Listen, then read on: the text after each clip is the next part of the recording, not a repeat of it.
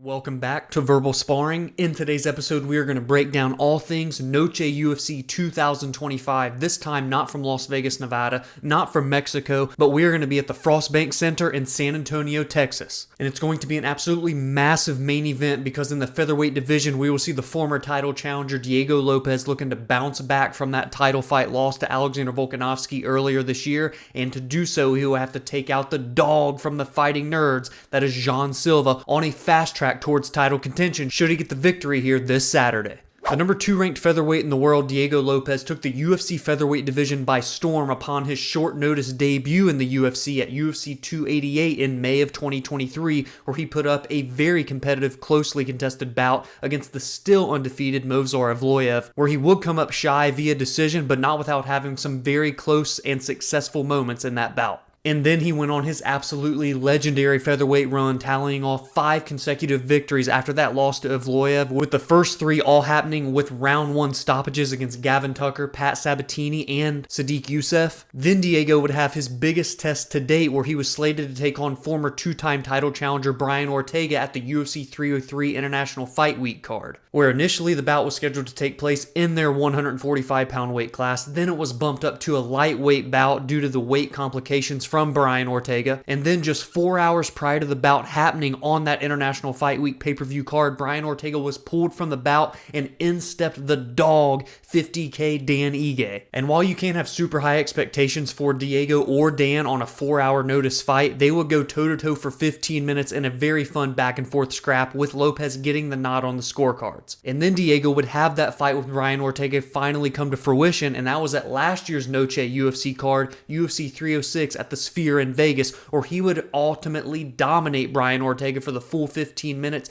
nearly finishing him multiple times on the feet. So that 5-fight win streak, all against very high-level opponents, and 3 of the 5 ranked in the top 15, even still to this day, earned Diego a shot to fight for the vacant featherweight title in April of this year at UFC 314 against the former featherweight king, Alexander Volkanovski, and that title was vacated due to Ilia Topuria moving up to lightweight, and just a little over 2 months later, after this vacated title fight would happen at 145, Ilia would capture the 155-pound championship. And while Diego Lopes would not become the new featherweight champion, instead it would be Alexander Volkanovski becoming a 2-time featherweight champion, he did not go down without a fight, as he would go the full 25 minutes with the featherweight king. And now Diego will be returning 5 months nearly to the day later to take on Jean Silva, who, yes, is many spots behind him in the rankings, but poses maybe the biggest threat that Diego has faced yet if we're talking finishing prowess and danger. Jean Silva is now the last of the 4 big names of the Fighting Nerds camp to still not have lost in the UFC. Just last week, we saw 2 Fighting Nerds suffer defeat in the UFC for the first time. It was Caio Borralho in the UFC Paris main event, where he would lose to Nasruddin Imavov, and in the co-main event, we would see Mauricio Rufy in the lightweight division lose his fight to Benoit Saint-Denis. And back at the end of April, we saw Carlos Prates suffer his first UFC loss. That was to Ian Machado Gary, but he has since bounced back from that after getting a vicious finish over Jeff Neal just a few weeks ago. So can Jean Lord Silva keep the hype and momentum of the Fighting Nerds alive? Can he keep that aura that surrounds their camp, or will he be the 3rd straight Fighting Nerd to lose in just 2 weeks' time? After earning a decision win on the 2023 Dana White Contender Series season over another highly touted prospect in Kevin Vallejos, Jean Silva would make his UFC debut in January of 2024, where he would quickly finish Weston Wilson in the first round. And as a matter of fact, will enter this fight 5-0 in the UFC, with all 5 of those victories coming by way of stoppage. He would follow up the Weston Wilson victory with a finish over the veteran Charles Jourdain. Then he would earn a doctor stoppage victory over the Iron Jaw Drew Dober. In February of this year in Seattle, he would finish a highly underrated prospect in Melsik Bagdasaryan in the first round. And then at UFC 314 on April 12th, the same night that Diego Lopes fought for the vacated featherweight title, Jean Silva would fight earlier on in the night and get the biggest win of his career to date, and that was over Bryce Thug Nasty Mitchell, where he would absolutely dominate that fight from pillar to post upon getting the 2nd round submission finish. And now sitting at number 10 in the featherweight rankings, it is not out of the realm of possibility to think that should Jean Silva beat Diego Lopes, and especially if he earns his 6th consecutive finish victory in the UFC over someone like Diego,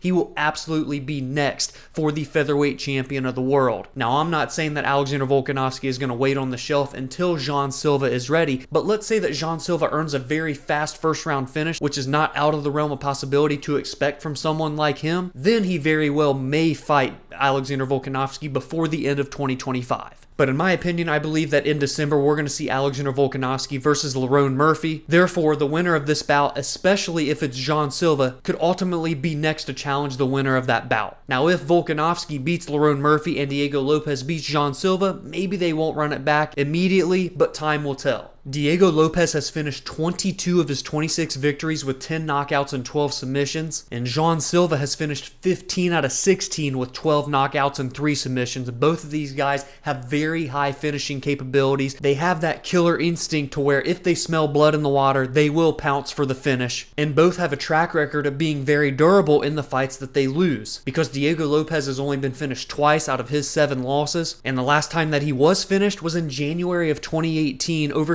7.5 years ago. And Jean Silva, he has 2 professional losses, neither of which have come by way of stoppage. I think this is a big test for Jean Silva, not to just prove that he belongs with the best in the world in this 145-pound weight class, but to also prove just how well-rounded he truly is, because we've seen it from Diego Lopes in the grappling, in the wrestling, in the striking. And while yes, we've seen Jean Silva display submission skills and knockout skills in the UFC, we haven't really seen him face that much adversity, and I feel that someone as versatile as Diego Lopes can be that big time test for Jean Silva to prove that he can swim in the deep waters. This is an incredible main event for Noche UFC, with a Mexican representation of Diego Lopes and the fighting nerds camp behind Jean Silva. There's a lot of superstardom between these two, and they are both fan favorites. No one's going to want to see either of these guys lose, but someone has to go down in this one, and I want to hear from you in the comments below on who that will be and who will be victorious in this Noche UFC main event,